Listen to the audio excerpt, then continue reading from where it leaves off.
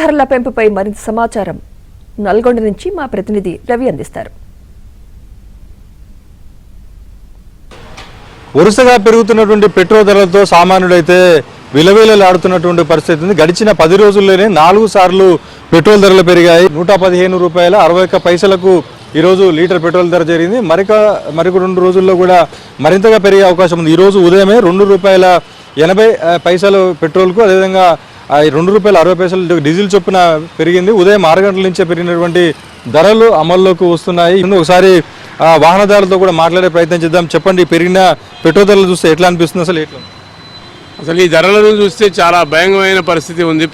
బండి తీయకపోతేనేమో తప్పేటట్లేదు, బండి తీస్తేనేమో పెట్రోల్ వారం విపరీతంగా పెరుగుతుంది. అసలు వచ్చేసరికి నిన్న పోయించుకొని మళ్ళీ ఈరోజు వచ్చేసరికి మళ్ళీ పడుతున్న పరిస్థితి ఉంది. ఇప్పుడు నిత్యావసర వస్తువుల ధరలన్నీ ట్రాన్స్పోర్టేషన్, పెట్రోల్, డీజిల్, లారీలు, డీసీఎంల మీద వస్తాయి. దాంతో ఆ రేట్లు కూడా పెరుగుతున్నాయి. చెప్పండి, ఇప్పటికే దాదాపు 8 రూపాయల వరకు పెరిగింది. మరికొద్ది రోజుల్లో మరింత కూడా పెరిగే అవకాశం అయితే ఉన్నట్టు తెలుస్తుంది. ఇప్పటికే 10 రూపాయల వరకు పెంచుతామని కూడా చమురు సంస్థలు ప్రకటించిన విషయం. ఈ రకంగా పెంచుకుంటూ పోతా ఉన్నారు, బాగానే పెంచుతున్నారు. పెంచితే ఈ ప్రభావం అంతా ప్రజల మీద పడుతుంది. గతంలో రైతులు వ్యవసాయం చేసుకుంటే ట్రాక్టర్కు ఒక గంటకు 800, 900 తీసుకుంటే ఇప్పుడు 1700 దాకా తీసుకునే పరిస్థితి ఉంది. అంటే రైతుల మీద కూడా భారం పడుతుంది. ఒకసారి ఆలోచించాలి, పంట పండించాలంటే రైతుకు ఉండాలి కదా. ఆ రైతుకు పండించిన పంటకు మాత్రం గిట్టుబాటు ధర లేని పరిస్థితి ఉంది. ఇది అందరికీ తెలిసిన పరిస్థితి. తను ఇప్పుడు ఇవాళ చూస్తున్న మార్కెట్లలో వడ్లు అమ్ముకోవాలంటే కూడా చాలా ఇబ్బంది, తిప్పలు పడుతూ ఉన్నారు. పత్తి అమ్ముకోవాలంటే తిప్పలు పడుతున్నారు. అన్ని రకాలుగా ఇబ్బందులు రైతులు పడుతున్నారు. మరి కేవలం ఇది వాహనదారుల మీద పడుతుందా అంటే కాదు, ప్రజల మీద కూడా పడుతుంది.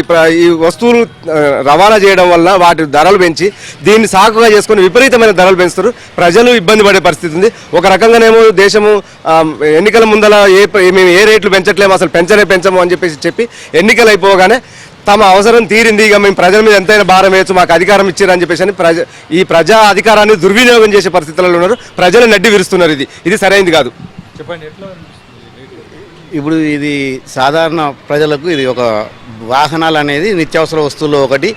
అట్లాంటిది ధరలు పెరగడం వల్ల చాలా ఇబ్బంది అవుతుంది. బయటికి వెళ్ళాలంటే కూడా ఇది ఒకటి ఈ వాహనదారులకే కాకుండా ఇది ఒక ట్రాఫిక్ ఇవాళ సంబంధించి మన రవాణాకు సంబంధించి కూడా ఇవాళ చిరు వ్యాపారులకు కూడా అందరికీ ఇబ్బంది పడడం వల్ల ఇవాళ నిత్యావసర వస్తువులు కూడా పెరిగే అవకాశాలు ఉన్నాయి. కాబట్టి మేము ప్రభుత్వాన్ని ఒకటే చెప్తా ఉన్నాం, ఈ పెంచినటువంటి సుంకాన్ని తగ్గించాలి. ఇవాళ యుద్ధం పేరు చెప్పి ధరలు పెరుగుతున్నాయని ప్రజల్ని మభ్యపెడతా ఉన్నారు. ఆ యుద్ధం జరుగుతున్నటువంటి సందర్భంలో శాంతి చర్చల ద్వారా యుద్ధాన్ని సద్దుమణిగే ప్రయత్నాలు చేసి అలా చూడాల్సినటువంటి ప్రభుత్వం ఇలా మౌనంగా కూర్చొని ఇవాళ ప్రజల మీద భారం పెంచడం మాత్రం సరైనది కాదని మేము డిమాండ్ చేస్తా ఉన్నాం.